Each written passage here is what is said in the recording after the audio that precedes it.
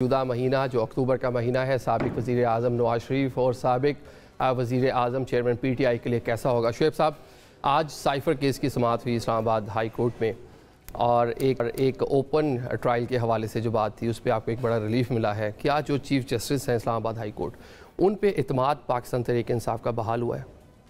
पहली बात तो आपके ज़रा सवाल पे डायरेक्ट आने से पहले एक जुमला कह दूँ, क्या सियासी इस्तेहकाम के लिए ये तरीक़ाकार है कि PTI के वर्कर्स को उठाया जाए, उनके लीडर्स को पाबंद किया जाए, उनको किडनैप किया जाए, उनसे फिर जब तक प्रेस कॉन्फ्रेंस ना की जाए उनको ना छोड़ा जाए, उन पर तशद्दुद किया जाए। उस्मान डार की मिसाल आपके सामने है, पता चल रहा है कि जनाब उसको स्टेटमेंट दे रहा है। मेरी एक मुतालबा है आपके प्रोग्राम के तवस्सुत से, चीफ जस्टिस ऑफ पाकिस्तान, क्या हमारे मुल्क में आइन और बुनियादी इंसानी हुकूक मुअत्तल हो चुके हैं?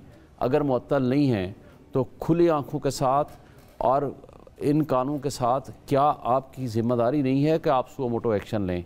जो कुछ हो रहा है एक पार्टी को क्रश करने के लिए वो हरबे इस्तेमाल हो रहे हैं जो मैं समझता हूँ कि नाज़ीज़ ने वो भी नहीं किए थे, जो शायद कश्मीर में या फ़लस्तीन में भी ना हो रहा हो। फिर दूसरा मैं मुतालबा करता हूँ चीफ़ इलेक्शन कमिश्नर या इलेक्शन कमीशन ऑफ पाकिस्तान से, क्या फ्री एंड फेयर इलेक्शन के लिए ये ज़रूरी है कि तमाम इदारे, उनको ख़त भी लिखा है हमारे सेक्रेटरी जनरल ने, असद उमर अयूब साहब ने, उन्होंने कहा है कि इस तरह हमारे वर्कर्स के साथ जुल्म हो रहा है, उनकी वालदा के साथ जो कुछ हुआ, उनके घर के साथ जो हुआ, लोगों के चादर चारदीवारी की जो पामाली हो रही है, तो क्या ये प्री पोल रिगिंग नहीं है कि आप फिर या तो लिस्ट आवेज़ा कर दें कि इन बंदों के मुकाबले में जो कैंडिडेट एक्सपेक्टेड है या कैंडिडेट हो सकता है उनको हमने उठाना है, उनको तशद्दुद करना है, उनसे हमने स्टेटमेंट करानी है। क्या ये तरीक़ाकार रह गया है हमारे मुल्क में ये सियासी अदम इस्तेहकाम को मज़ीद बढ़ाने के लिए? क्या ऐसे इलेक्शन की क्रेडिबिलिटी पे कोई यकीन करेगा जो कुछ आज हो रहा है? बड़े अफसोस से मुझे ये बातें करनी पड़ रही हैं। अब मैं आता हूँ आपके सवाल की तरफ। Chief justice Islamabad high court के पास तकरीबन 1 महीने से केस पेंडिंग है कि हमारी ज़मानत होनी चाहिए साइफ़र केस में, या वो ज़मानत देंगे या नहीं देंगे।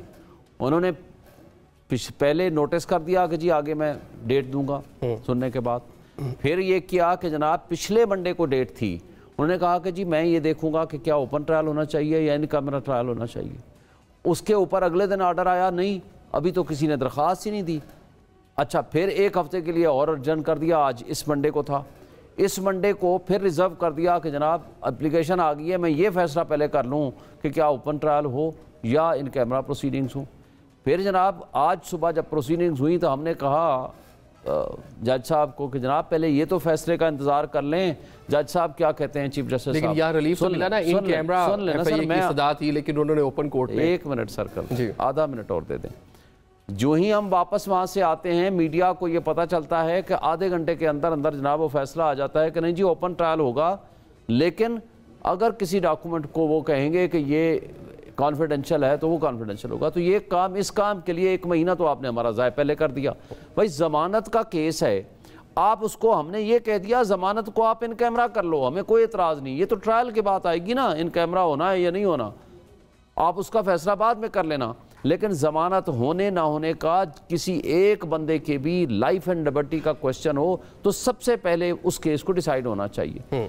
अब जो आज हमारा बिल्कुल उनके ऊपर ट्रस्ट नहीं है, लंबी कैद नजर आ रही है 2 रोज कबल। आदिल साहब पहले आपका पहले सवाल का सिर्फ इतना एक फिक्रे में जवाब दे दूं, हमें ना जज अबुल हसनात जुल्करनैन जो कि कंप्रोमाइज जज हैं उसकी 20 मिसालें मैं आपके सामने दे सकता हूं अगर आप मुझे टाइम देंगे तो। लेकिन दूसरी बात, हमें जज चीफ जस्टिस आमिर फारूक साहब के ऊपर बिल्कुल भरोसा नहीं है, उनको हम मुतासिब जज समझते हैं।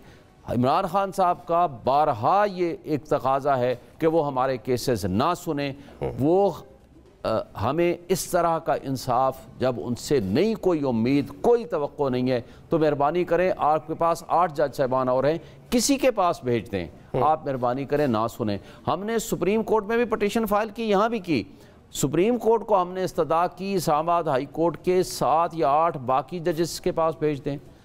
60 के करीब जजेस हैं लाहौर हाई कोर्ट में, उनके पास किसी के पास भेज दें।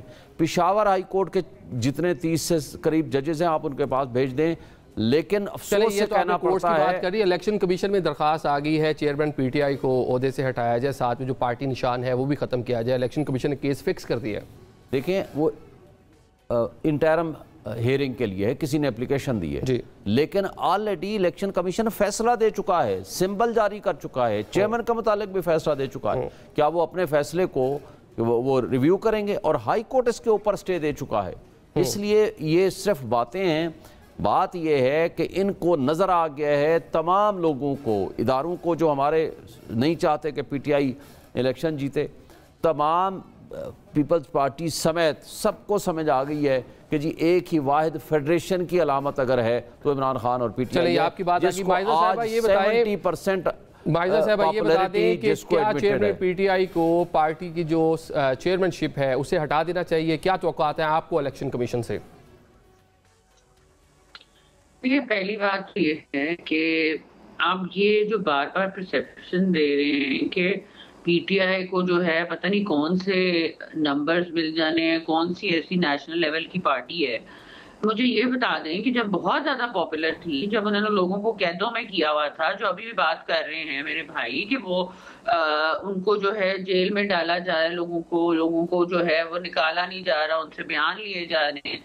تو یہ اس وقت کدھر تھے جب پی ایم ایل این کے ممبرز کے ساتھ یہ ہو رہا تھا، جب پورے پنجاب میں الیکشن جو ہے وہ رگڈ تھا، جب آپ کے ہمارے ممبرز کو جیلوں میں ڈالا جا رہا تھا اسی وجہ سے، سیاسی انتقام کی وجہ سے.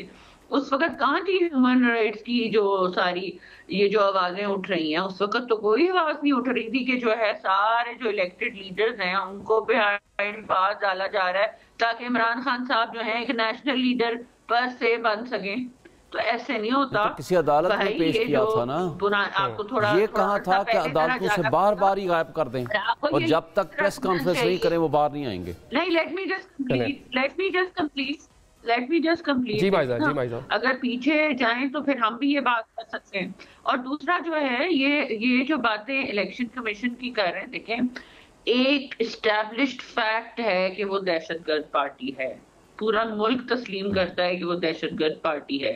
پورا ملک تو ہمارے ساتھ کھڑا ہے. اور وہ جو ہے جی ان کا ہیلو جی بھائی صاحب کنٹینیو کریں.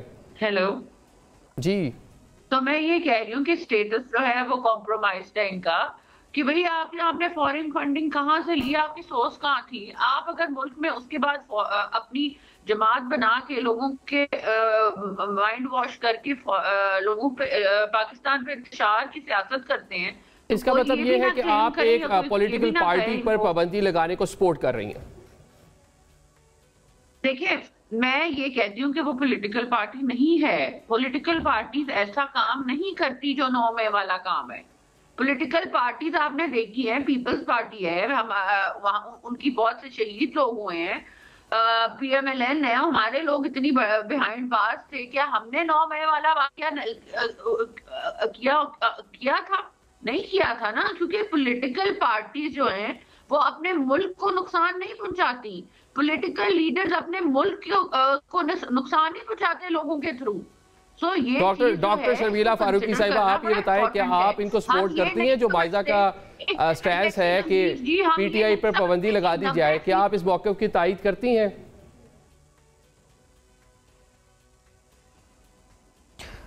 دیکھیے عادل صاحب، for us this is not important, it's irrelevant. کسی پہ پابندی لگے نہ لگے، کوئی آئے کوئی جائے، ہمارا فوکس اس وقت الیکشنز ہیں. ہمارا فوکس ہے کہ کس طریقے سے ہم نے مہنگائی کا خاتمہ کرنا ہے، ہم نے بے روزگاری کا خاتمہ کرنا ہے، ہم نے غربت میں کمی لانی ہے. یہ ہمارا فوکس ہونا چاہیے. یہ فوکس تو بالکل ہی میں سمجھتی ہوں کہ یہ تو بڑا ہی سیلفش قسم کا فوکس ہوا کہ اگر آپ عوام سے اپنی توجہ ہٹا کے اس فوکس پہ لگ جائیں کہ جی فلاں پارٹی کے اوپر پابندی ہو، فلاں پہ نہ ہو. وہ دیکھیں وہ ان کا ایک پروسیس ہے، قانون کے مطابق جو ڈیو پروسیس آف لا ہے، ان کے عدالتوں میں مقدمات چل رہے ہیں، الیکشن کمیشن کے سامنے ان کا معاملہ ہے، وہ ان کا معاملہ ہے. It's between them and the election commission. اس سے ہمارا کوئی تعلق نہیں ہے.